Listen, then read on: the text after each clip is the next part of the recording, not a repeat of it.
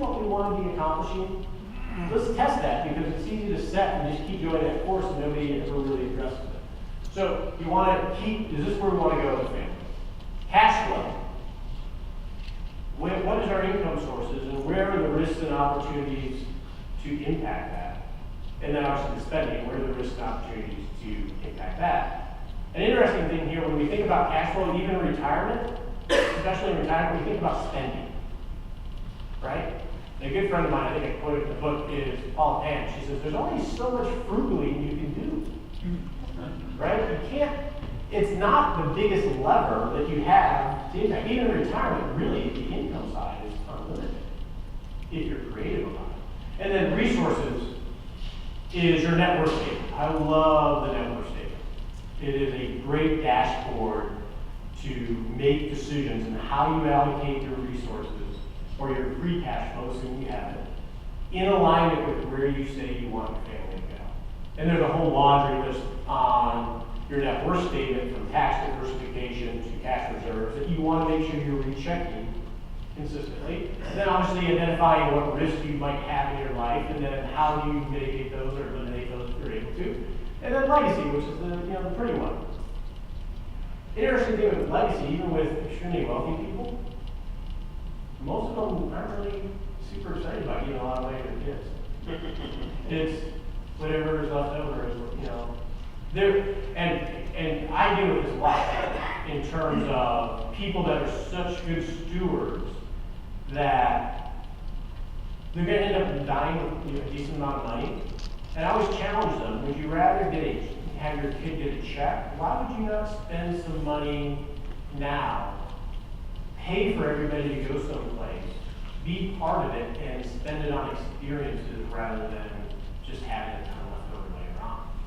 As someone who's received a very meager check from my mom passed away, I mean, it's literally a check that comes from an attorney about a year after someone dies.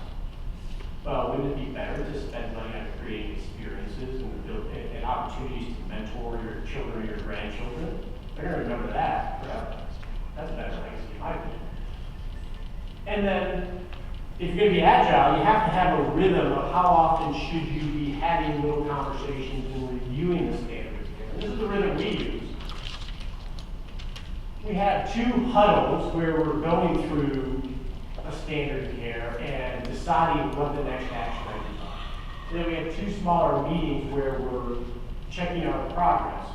And then you just keep having those little conversations and reviewing all the things. And this is something anybody can implement. It's just project management. I say just, but if you have the spirit for it, the structures are not difficult. It's just making sure you have the habits of having the right discussions. Oh. And then in the meeting, and this, I'm deep in my issue, but it's fun. It's not about, the industry model is you go gather the assets, manage the relationship, we'll manage the money. That's the model, because it's really scalable. So a lot of times we'll go play golf, we'll go have lunch, we'll talk a little bit about the portfolio, throw some economy stuff in the mix, and then we're friends, and then everything goes away. That's horrible. If you, in my opinion, you want to have structured meetings where there's an agenda. You update, is this where we want to go as a family? What's our cash flow? What decisions do we need to make on our resources? Let's test all of the assumptions we have and see what's changing about what we think we want relative to what we do want. Let's review the standard of all the things that we want to make sure that are checked at some point so we can be good stewards. Let's pick 1 or 2 of them and determine the next step. And that's the sprint for the next quarter or 6 months. That's the kind of meetings that I think you should be having with yourself. Or if you work with an advisor, you should be making sure they have. So it's agenda driven, so you're actually taking action. But ultimately, we're just the culmination of all the little actions we take along the way. So I want to talk about some more multi-dimensional things that might impact common salary, just as an example. And there are numerous things. The first thing that I think a lot of us fail to recognize in retirement, and some people might take issue with this, is spending rhythms. So if common salary want to target $127,500 in lifestyle, the way that actually gets modeled is like this, right? When they retire, they're going to, oh, I have a pointer, I forgot. When they retire, they're going to spend $127,000. And then we're going to be prudent. So we're going to increase that by inflation every single year. Right? Because we got it just for inflation. This is how, I don't know anybody that doesn't plan this way. Well, what's that number when at death? It's $500,000 a year. So if it's really a math problem, think of the demand on how much money you're going to have at the end if you make this very reasonable assumption that you increase your lifestyle budget by inflation. It's going to demand that you have a ton more money at the front end to keep up with that inflation. What is inflation? I'm using just shy of 4%. And that number comes from CPI since 1970. So I'm just using the numbers. I don't like to make adjustments for what I think the future will be. I just use that. Figuring that will deal with what happens in being agile in those little conversations. We will identify issues early. So, and I'm switching a little bit, but if you use a Monte Carlo analysis, which is basically taking a spending plan, simulating 1,000+ lifetimes, with the only variable being the return experience based on the data, the statistics from the portfolio, that would give Tom and Sally a 23% chance of success with that spending plan. But in my experience in walking with clients, this is how I see people spend. Well, one pre-retirement, what I hear is, we want to make sure we enjoy life while we still can. Which is typically the 60s, maybe the 70s. Because that's when our grandkids still want to be our grandma and grandpa. Our kids still like us. We're still healthy. We're still active. We're still mentally as sharp as we'll ever be.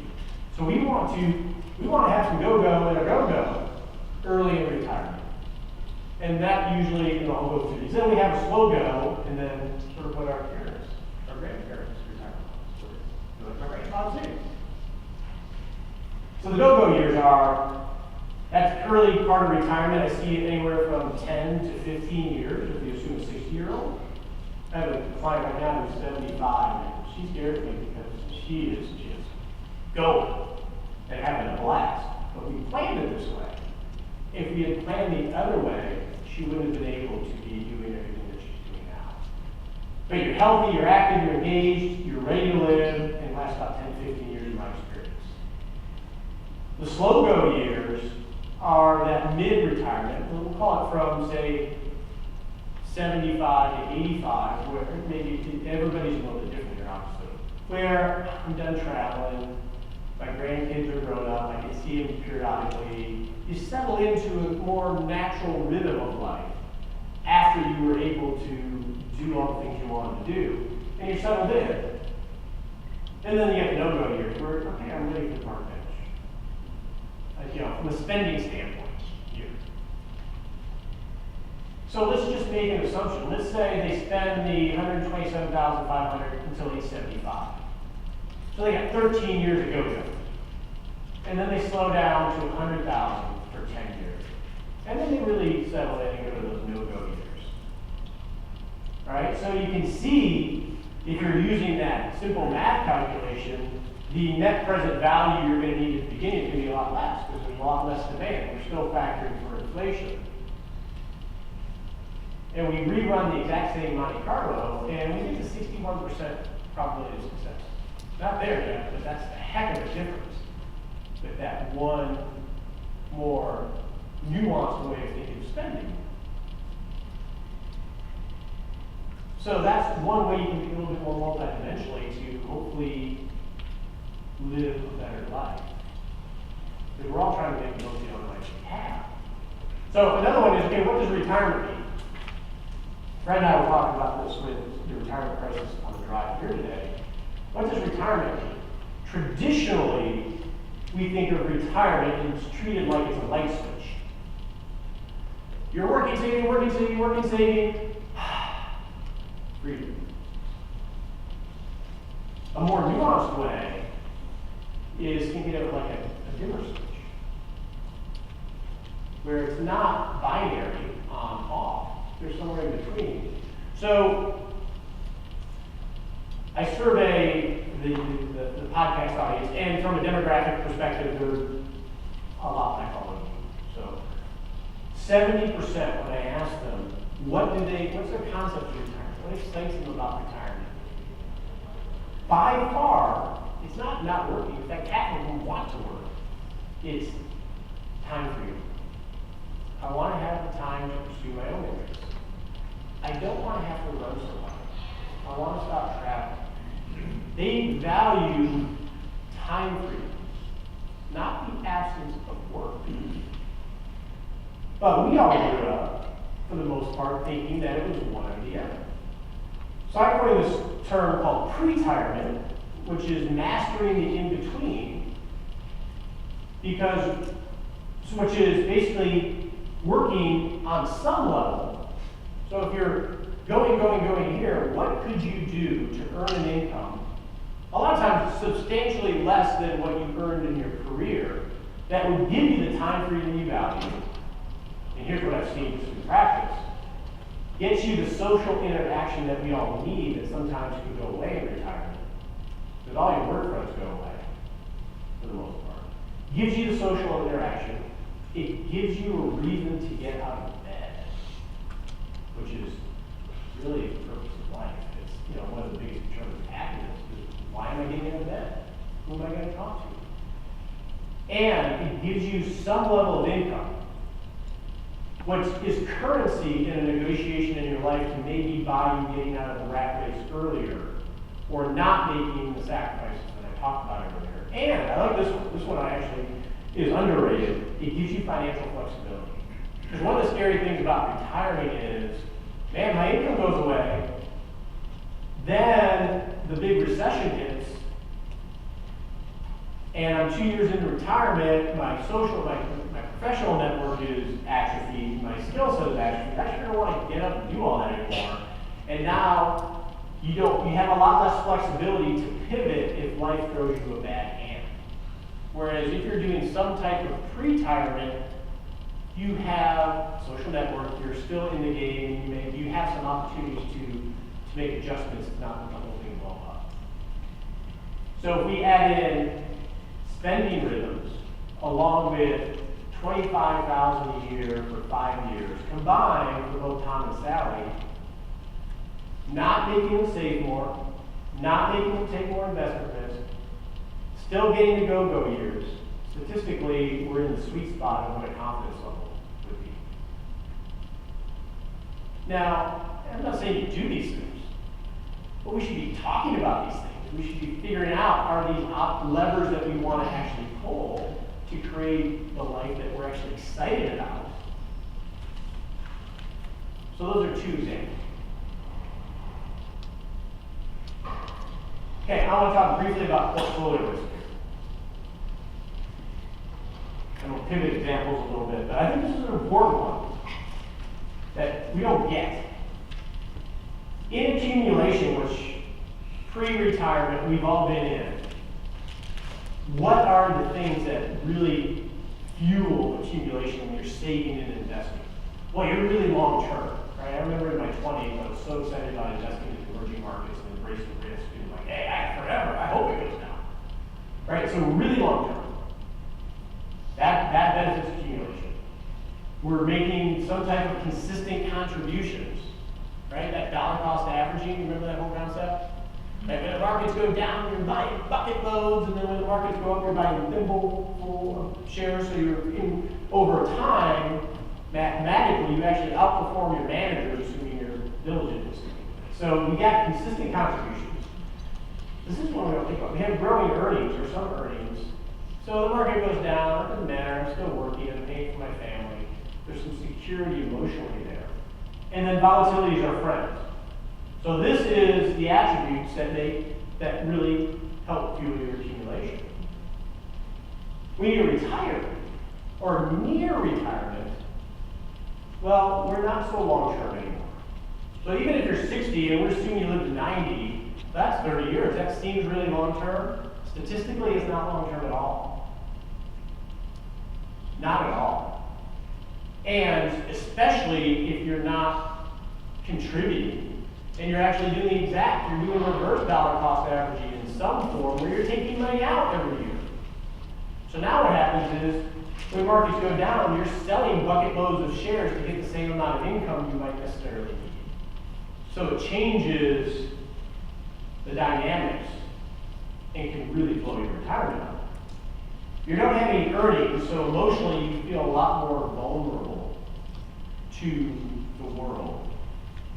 We don't, we sort of, remember when you were a kid and you earned your first nickel on your own? It's empowering. I know that. My daughter right now, she's 20, and she's getting ready to move out. She is so proud that she's saving, and she's got her envelope system for how she's going to save for everything. That's empowering. When you retire, and you don't have an income, and you have less and less opportunity to earn income, it's not very empowering. It makes you feel vulnerable. And then lastly, retirement, consistency of returns is more important than what your average return is because of that reverse dollar cost averaging. So you think of an investor in the accumulation phase and an investor in the retirement or close to retirement phase are very different animals. We don't treat them as different animals.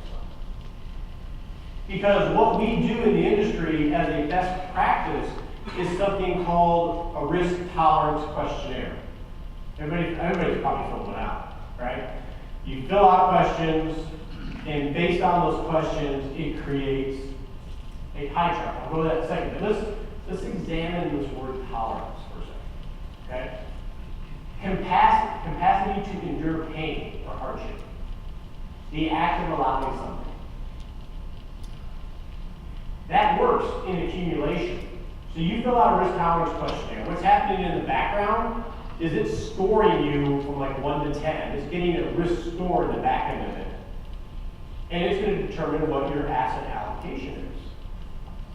And then they're going to plot your score and the pie chart that it creates on something called the efficient frontier to say, and this is basic modern portfolio theory in terms of investment management, and it says modern portfolio investment management, the two goals of it is, one, it just seems logical. If we can determine how much risk you can tolerate, we should maximize the return for that given level of risk. Said another way, we should minimize risk for a given level of return. So if we say your risk level is here, then we're going to build a model portfolio and allocation policy that will maximize the potential return statistically for that given level of risk. Makes total sense. They're remarkable. You want to know about products or something. Where in here does it talk about your life at all? This was all used by institutional investors. Did they die? No. Let's use a different word. Oh, let me go back. I just like saying the story. So let me rephrase it. So if I say I can tolerate this risk, assuming that those questionnaires can actually do that, and I implement a portfolio that will maximize the return for that risk level, another way of saying that is I have basically positioned myself to experience the maximum amount of investment pain I said I could experience, whether I need to or not. Fred's a healthy guy. Fred came up here and started touching me in the face. I might be able to tolerate it 5 times. Thanks, pretty healthy. Do I really want to position myself to experience that? That's basically what you're doing if you use just straight asset allocation. And again, risk tolerance questionnaires, the idea that the connection gets to that number, it's not very good. Okay, let's use another word, utility. Fitness for some purpose, worth some end, something useful. Rather than construct your asset allocation policy based on tolerance, which is the best practice, which any advisor they use when they go to an arbitration if the client sues, they think they're going to be able to stand up. That's practice. What about utility? Why would we not, especially in retirement, risk tolerance works in accumulation because all those things we're talking about. But in retirement, horrible idea. So this is it's a stubborn example, and I didn't have the time to get you all the slides, but let's just look at this. So if we take a Tom and Sally, let's just assume this is Tom and Sally, and their current portfolio is this, because they've been in the accumulation stage forever, and it's been pretty good for them. And if we use that current portfolio, let's say it gave them a 95% probability of success. And then we model, okay, well, what if we use the most conservative model in an allocation over here? And all the way down to 100% equity. And we did the probability of success for all of them to see how the spread was. So they can say, if they just did it on their own, they said, okay, yeah, 95% probability, our portfolio is perfect. Well, let's look at this side of the equation. Okay? So the Great Recession is defined as October 07 to March 9th, my son's birthday of 09. That's peak to trough. So let's say, okay, what did each one of these portfolios do in the Great Recession peak to trough? Well, their current portfolio would have gone down statistically by about 33%. Okay, it's probably like a 60-40 stock bonds, 50-50-ish. The balance, let's just compare it to the balanced one, which is a lot more conservative, would have gone down by 15%. That's the worst period of time since our grandparents have ever seen, right? So we know they have roughly the same probability of success, 95%, 70, 97%. This one went down by less than half. Let's look at the balanced one, the very conservative one. Let's stress test it. Let's assume that we cut the value of our portfolio today by 15%. So we just went through that horrible market. Our confidence level, we'll go here, went from 97% to 80%. Didn't blow the ship. The ship was still floating. A little worried, there's some water in there, but we didn't blow up our life. Even after a Great Recession with that kind of conservative portfolio. Now let's do their current portfolio. That would have gone down 33%. Cut their portfolio by 33%, they went from 95 to 23. Their basic needs are gone. The point is not that, what the point is, even if they can tolerate the volatility of this emotionally based on some questionnaire, what utility is there for them to use that portfolio? Would this not have much greater utility for them? I mean, they're retiring, they're not going to have an income, and really what they care about is making the most of the rest of their life. It's not about asset maximization. We're getting to the phase where it's really about life maximization. Why would we use the risk tolerance questionnaire? What I prefer to do, what I would suggest that you do in some fashion, is it doesn't mean they have to be that conservative. Because what I'm not showing is by taking more investment risk, it may give them the potential for more returns that could buy them more lifestyle, and maybe could buy them a bigger estate if that's the value for them. It may be able to buy them getting out of rat race earlier. They may say, yeah, but there's more utility to more aggressive portfolio because I want the potential to earn something. But I would much rather have the discussion from let's see minimum effective dose of risk that gets me the life that I say that I want, and then make a conscious decision to be more aggressive from there. Doesn't that make much more sense? Especially when you're retiring and you're not going to have any income, and you're more susceptible to the winds of all the change that come about. Something to think about. 5 minutes. All right. I know we talk a lot. So, this is easy. We want to look way off into the future, but you can't see anything. One-dimensional planning can cost you the only life you have, and I mean that seriously. It's all about managing change. You want to have long-term aspirations. I'm not saying don't think about long-term, but you've always got to bring it back to short-term goals. So you can make lots of little adjustments along the way, just like the airplane. And then, I can get you these slides. And then what you do in your agile process is each 6 months, or whatever period of time, you choose what's most important right now to figure out and take action on. You set a 6-month sprint to actually take action on it, And you just keep iterating in lots of different ways. So here's a couple of examples. Social network, which a lot of men have a hard time with. I have a hard time with. I have friends all over the world. I have very few friends where I live. Is I need to start making friends outside of work. That's not an action item. This is an action item. You start to take a baby step to create the social network that you say you need. I'm worried about the market. That's not an action item. That can lead you down a lot of duct tape type of solutions. By August, I'm going to stress test my portfolio against the market correction and make whatever little adjustment we need to make. I need to figure out how to pay next year's expenses. That's not an action item. It's, okay, let's go through a checklist and figure out what my cash reserve level needs to be so I can have some visibility over the next year and a half. It's all about managing today and tomorrow. This is what we're trying to balance when we're making decisions. You can only do it if you're having lots of little conversations, so you make lots of little adjustments along the way. It's not about figuring it out. It's about how you critically think in the right rhythm so you can make those little adjustments. All right, we flew through those last ones. Good, friend? Thank you so much. I hope you enjoyed the work.